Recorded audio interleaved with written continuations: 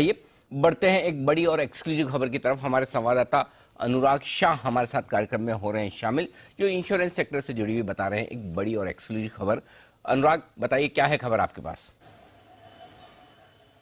देखिए, general insurance industry से जुड़ी हुई एक बड़ी खबर है। जिस तरह से जनरल इंश्योरेंस कंपनियों का जो एक बड़ा सेगमेंट होता है, बड़ा हिस्सा होता है, वो मोटर थर्ड पार्टी प्रीमियम होता है और वहां पर थर्ड पार्टी प्रीमियम में 2019 के बाद से कोई बदलाव नहीं हुआ है। हालांकि ये जो नियम है वहां उसके मुताबिक हर साल इसकी दरों में बदलाव होता है, लेकिन 2020 के अंदर प्रस्तावित थी दरों में बढ़ोतरी, लेकिन कोविड की वजह से वो दरें नहीं बढ़ी। फिर 2021 में भी नहीं बढ़ी। तो तीसरा साल जो है जहां पर कंपनियों के द्वारा अब इंश्योरेंस रेगुलेटर आईआरडीए को प्रस्ताव भेजा गया है और उस प्रस्ताव में 15 से 20% तक बढ़ोतरी का प्रस्ताव दिया गया है, जिसके अंदर रेशनल साफ साफ है कि कई सारी कंपनियां हैं जिनकी सॉल्वेंसी जो है वो तय मानक से नीचे आ गई है, क्योंकि मोटर का बड़ा हिस्सा जो है वहां पर क्लेम्स काफी आ रहे हैं और लगातार तीसरे साल तक वो अपने प्रीमियम दरों के अंदर बढ़ोतरी नहीं कर पाए।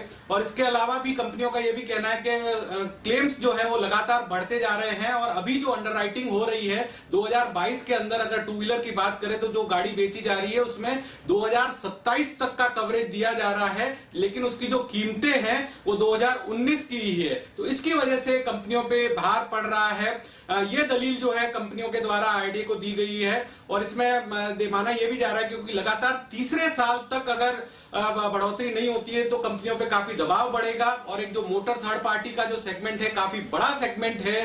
ओवरऑल जो प्रीमियम होता है company non life insurance sector का, उसमें 25% तक का जो हिस्सा होता है वो मोटर थर्ड पार्टी का होता है। तो इसको देखते हुए इस बार कंपनियों को पूरी उम्मीद है कि इस बार जो है तीसरे साल में उनको जो दरों में बदलाव होता है, हर साल मैंडेटरी दरों में बदलाव होता है, उसको कर दिया जाएगा, क्योंकि अब जो मोटर थर्ड पार्टी के पॉलिसी भी बेची जाती है नई गाड़ियों की, वहां पर लॉन्ग टर्म अंडरराइटिंग होती है। तो 2019 की दरों में अभी 2022 में जो जनवरी में गाड़ियां बिक रही है वहां पर पॉलिसी दी जा रही है 2025 की 4 फोर व्हीलर के लिए और 2027 तक की 2 व्हीलर के लिए। तो इन सभी रेशनल्स को देखते हुए कंपनियों का मानना है कि इस बार उन्हें राहत मिलेगी और प्रीमियम दरें बढ़ाने की जो मंजूरी दी जाएगी आईआरडीए के द्वारा। हाँ, तो ये एक जो वाहन चालक है उनके लिए नेगेटिव खबर होगी, लेकिन कंपनियों के लिए एक अच्छी खबर होगी।